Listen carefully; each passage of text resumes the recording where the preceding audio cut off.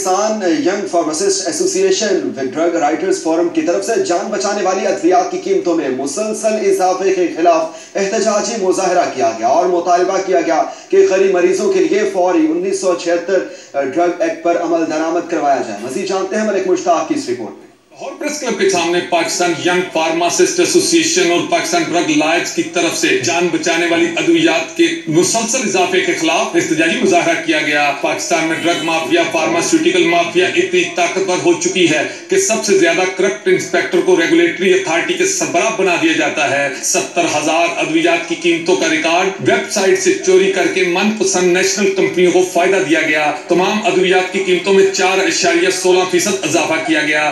Pakistan pharma mafia 50% سے زائد doctor mafia مریضوں کا خون چوسنے میں مصروف ہے۔ ہماری حکومت Pakistan, chief of army staff, chief justice of Pakistan سے سو موٹو ایکشن لینے کی درخواست ہے کہ غریب مریضوں کے لیے فوری طور پر ڈرگ ایکٹ 1976 پر عمل درآمد کروایا جائے۔ کہ ادویات کی قیمتوں میں مسلسل اضافہ کیا جا رہا ہے اور اس وقت ڈرگ ریگولیٹری اتھارٹی کے جو سربراہ بنائے گئے ہیں وہ انتہائی کرپٹ ہیں اور انہوں نے ادویات کی قیمتوں کا ریکارڈ غائب کر دیا ہے، اور یہی وجہ ہے کہ کوئی بھی ڈرگ انسپیکٹر چاہے وہ صوبوں کا ہو یا مرکز کا ہو وہ ادویات کی قیمتیں چیک ہی نہیں کر سکتا۔ ینگ فارماسسٹ ایسوسی ایشن اور ڈرگ لائر فورم جو ہیں وہ مل کر پروٹیسٹ کر رہے ہیں اور ہمارا پروٹیسٹ جو ہے ادویات کی قیمتوں کے خلاف ہے۔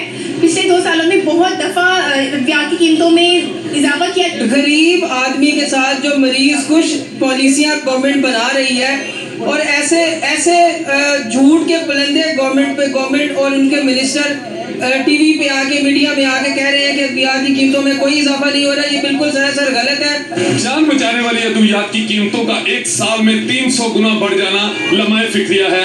معاشی بدحالی کے اس دور میں حکومت اور ارباب اختیار کو چاہیے کہ ادویات کی بڑھتی ہوئی قیمتوں کو کنٹرول کرنے کے لیے بہتر سے بہتر اقدامات کیے جائیں تاکہ غریب آدمی کی پہنچ میں بھی جان بچانے والی دعا آ سکے۔